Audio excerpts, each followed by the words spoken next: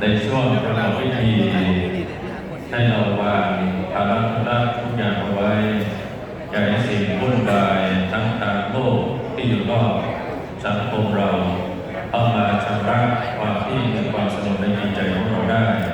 ในช่วงประกอบพิธีเว้นจากการปฏิบัติทุกอย่างวางภาระทุกอย่างไว้เพื่อจะได้น้อมรับฟังพระธรรมที่พระสงฆ์ท่านจะสาธยาย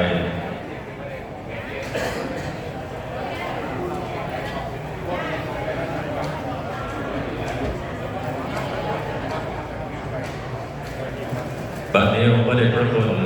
ได้เมตตาเข้าที่รับรองแล้วเด็กผู้หนึ่งจะได้ประกอบพิธีทางศาสนามีการไหว้พระสมาทานศีลพร้อมกันเวลาไหว้พระให้คุณโยมกล่าวดังๆพร้อมกัน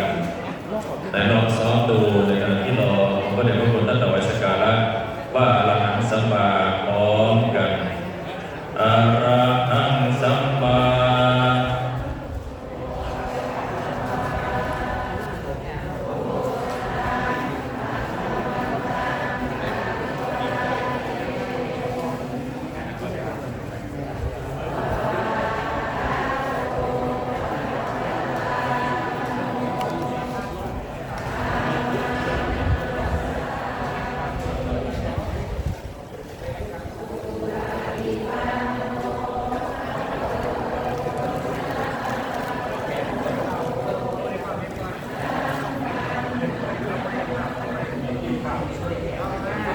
อันนี้ซ้อนยังไม่ดังพอเสียงคนพูดคุยกันยังดังกว่าเสียงไหว้พระสวดมนต์เดี๋ยวตอนนี้ไฟสักครู่เราจะได้ประกอบพิธีร่วมกันเมื่อที่จะมาพูดทำเบื้องต้นของคนเข้าวัดไม่ต้องอะไรมากดึงไหว้พระสมาทานศีลได้2กล่าวถวายทาน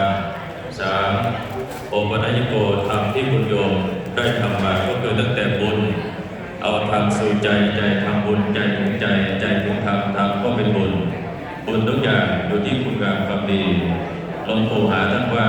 ปล่อยวางทุกอย่างได้ไม่ถือตัวไม่ถือตนนั่นแหละคือความหลุดพ้นจากสวรรค์กิเลสทั้งหลายวันนี้ขอการนิมนต์พระเถระธิราครับผมเมตตาเข้าสู่อาสนะสงฆ์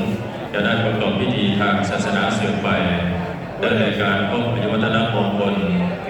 75 ปี 55 พรรษาหลวงพ่อเดชพระคุณพระธรรมวชิรนิมิตรที่ปรึกษาเจ้าหน้าภาค 9 เจ้าวาดวัดประชานิยมพระรามหลวง